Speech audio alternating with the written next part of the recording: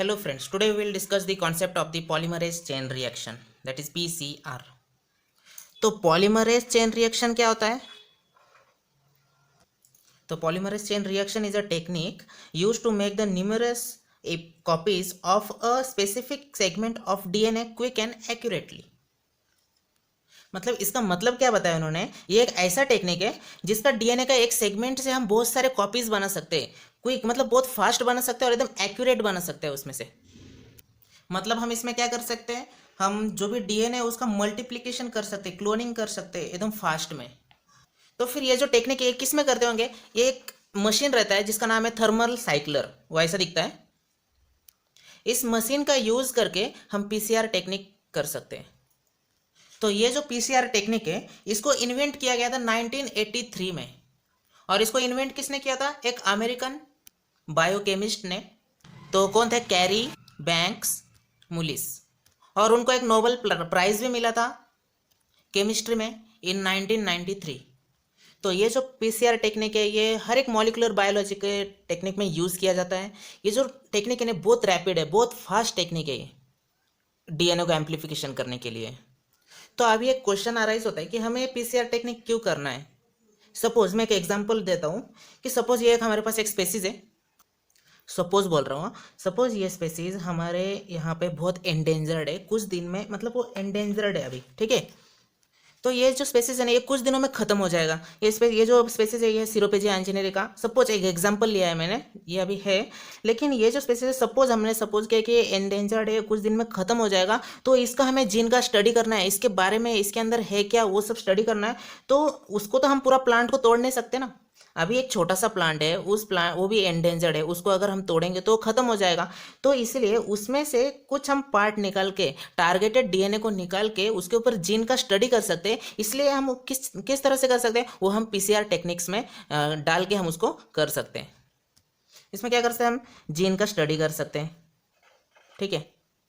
अभी हमें इस जीन का स्टडी करना है, मतलब एक छोटा सा जीन है, मतलब इसमें हम डीएनए सीक्वेंस का स्टडी करने वाले। तो इस छोटा सा जीन को स्टडी करने में मतलब वेस्टेज भी होगा। तो पीसीआर टेक्निक्स करने की वजह से मतलब क्या होता है, इसमें एम्प्लीफिकेशन हो रहा है। मतलब जो भी डीएनए टारगेटेड डीएनए है, सपोज ये हमारा टारगेटेड डीएनए है, इसका हमने पीसीआर टेक्निक किया। पीसीआर टेक्निक करने की वजह से, इस टेक्निक के वजह से क्या हो रहा है, एम्प्लीफिकेशन। मतलब एक जीन का बहुत सारा जेरोक्स निकल रहा है, ठीक है, बहुत सारे कॉपीज आ रहे हैं बाहर। तो इतने सारे कॉपीज बाहर आने की वजह से हम इजीली स्टडी कर सकते हैं, इसलिए हम पीसीआर टेक्निक का यूज करते हैं। इस टेक्निक का यूज बहुत सारे क्रिमिनल मतलब क्राइम केसेस में भी यूज कर सकते हैं। मतलब सपोज हमारे पास डीएनए का एक छोटा सा सैंपल है, वो भी डिग्रेड सैंपल, मतलब खराब हो चुका है, एकदम छोटा सा सैंपल है।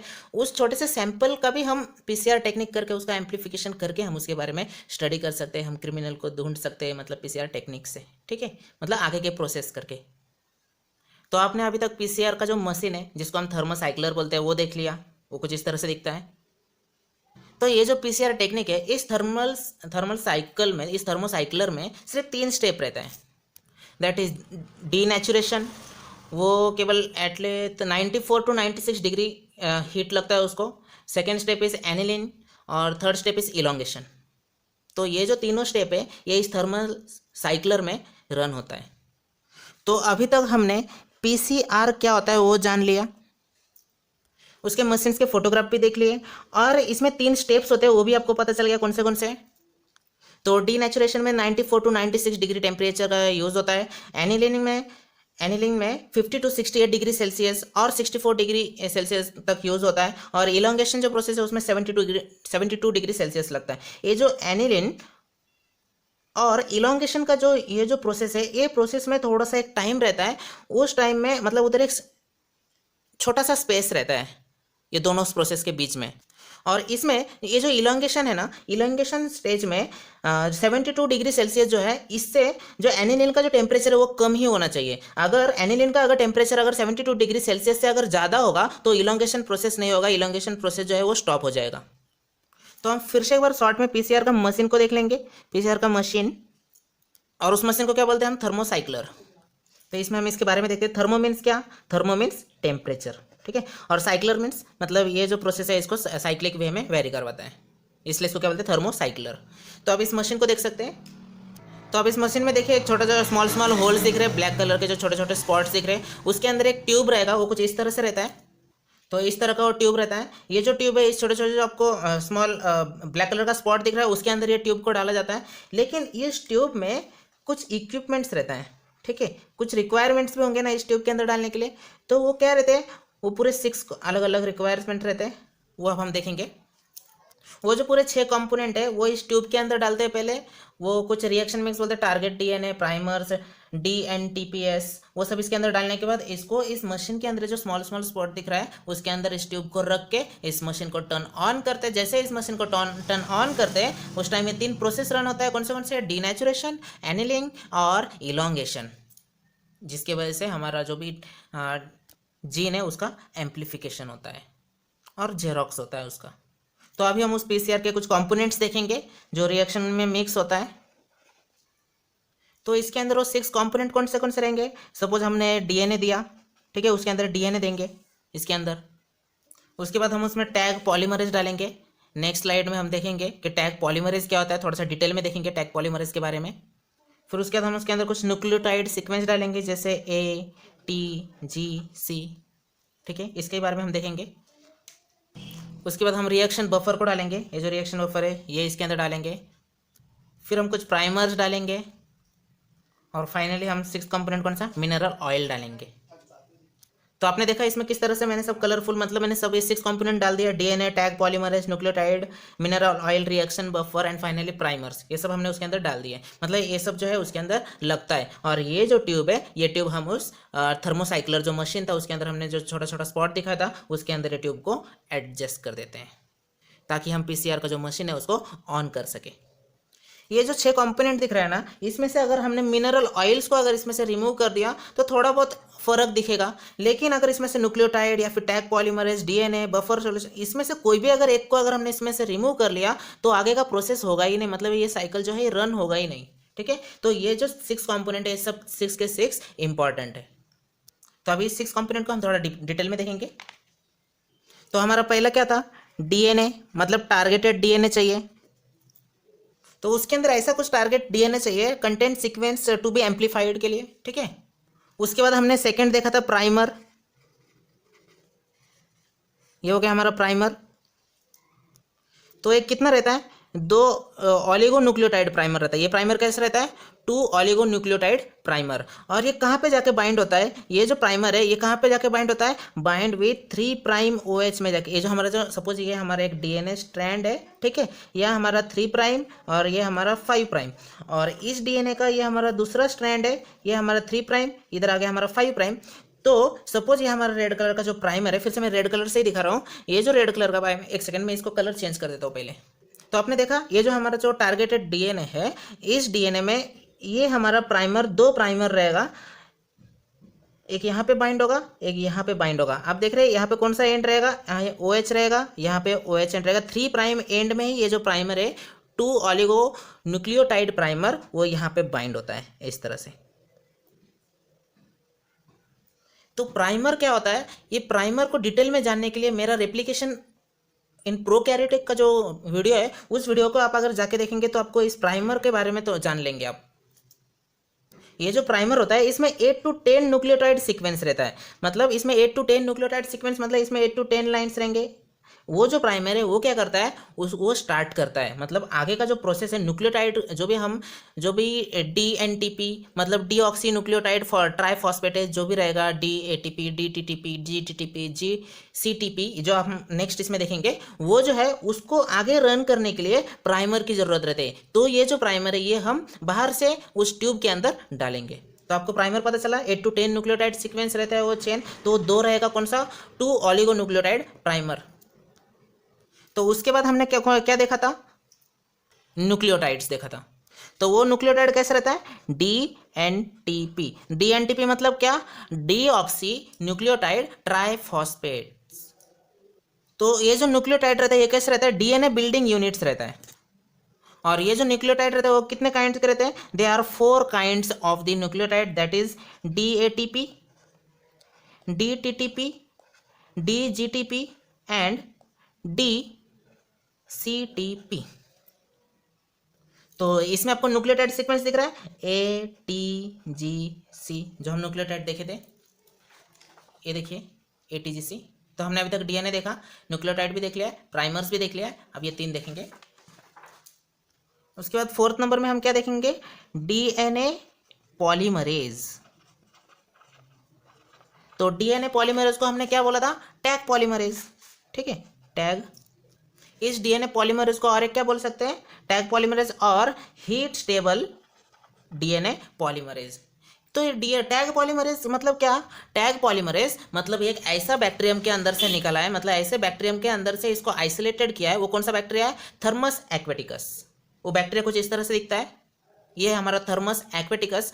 इसके वजह से इसका नाम गिरा टैग DNA पॉलीमरेज। मतलब इसमें से थर्मस एक्वेटिकस, ये जो हमारा बैक्टीरिया है, इस बैक्टीरिया में से टैग DNA पॉलीमरेज को आइसोलेट किया गया है। तो ऐसा ये जो DNA पॉलीमरेज है, इसमें हम 3 बैक्टीरिया को मोस्टली यूज कर सकते हैं। इसमें हमने टैग पॉलीमरेज को यूज किया है। तो 3 कौन से, तो पहला हमारा ये टैग पॉलीमरेज, तो इसमें दूसरा कौन सा है, PFU पॉलीमरेज, जो आइसोलेट किया है पायरोकोकस फुरियोसस।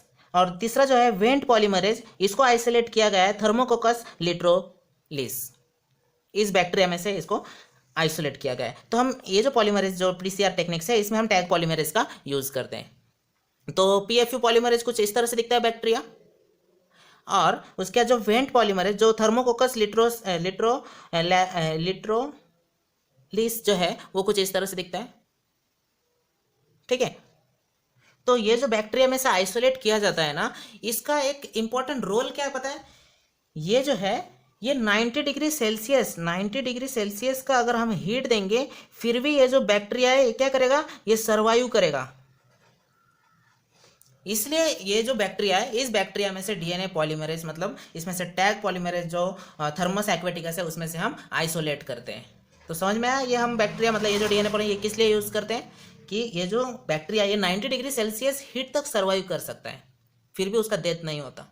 तो इसमें टैग पॉलीमरेज कब यूज़ करते हैं, जब हमारा जो भी DNA है, टारगेटेड DNA वो जैसे छोटा है, तो उस टाइम हम टैग पॉलीमरेज का यूज़ करते हैं। लेकिन हमारा जो DNA का जो टारगेट DNA है, वो सपोज बहुत ही लंबा है, ये हमारा टारगेट DNA, तो इस टारगेटेड DNA को हम कौन सा पॉलीमरेज यूज़ करेंगे, PFU पॉलीमरेज, जो कि इस बैक्टीरिया से आइसोलेट किया गया है। ये पॉलीमरेज का खासियत क्या है, ये जो पॉलीमरेज है ये ज़्यादा हीट तक, ज़्यादा टाइम तक ये सर्वाइव कर सकता है। लेकिन टैग पॉलीमरेज वो कितने टाइम तक सर्वाइव कर सकता है, ये 40 मिनट तक सर्वाइव कर सकता है। कितना टाइम, 40 मिनट्स 90 डिग्री सेल्सियस में ये सर्वाइव कर सकता है।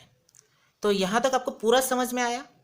तो अभी मैंने आपको पहले ही बताया, ये जो PCR टेक्निक है बहुत सिंपल टेक्निक है। इसमें 3 प्रोसेस रन होता है, डीनेचुरेशन, एनिलिन एंड इलोंगेशन। ये 3 प्रोसेस है, बहुत शॉर्ट मतलब बहुत इजीली होता है और बहुत कम टाइम है, मतलब 4 घंटे में हो जाता है। लेकिन ये टेक्निक को रन करने के लिए एक बहुत इंपॉर्टेंट चीज़ का रोल प्ले करता है, वो है प्राइमर जो है ये बहुत इंपॉर्टेंट रहता है। प्राइमर अगर अच्छा रहा तब ये जो प्रोसेस है ये रन होगा। जो ये जो इक्विपमेंट हम डालने वाले हैं उसमें जो प्राइमर है ये बहुत इंपॉर्टेंट है। इसका जो डिज़ाइन क्राइटेरिया है वो हम देखेंगे अभी। प्राइमर्स को डिटेल में थोड़ा सा जान लेंगे कि प्राइमर कैसा होना चाहिए वो जो ट्यूब में डालने के लिए। तो जैसे कि मैंने आपको बताया कि जो प्राइमर है वो 2 टाइप का रहता है। आप देख सकते हैं प्राइमर 2 टाइप का है।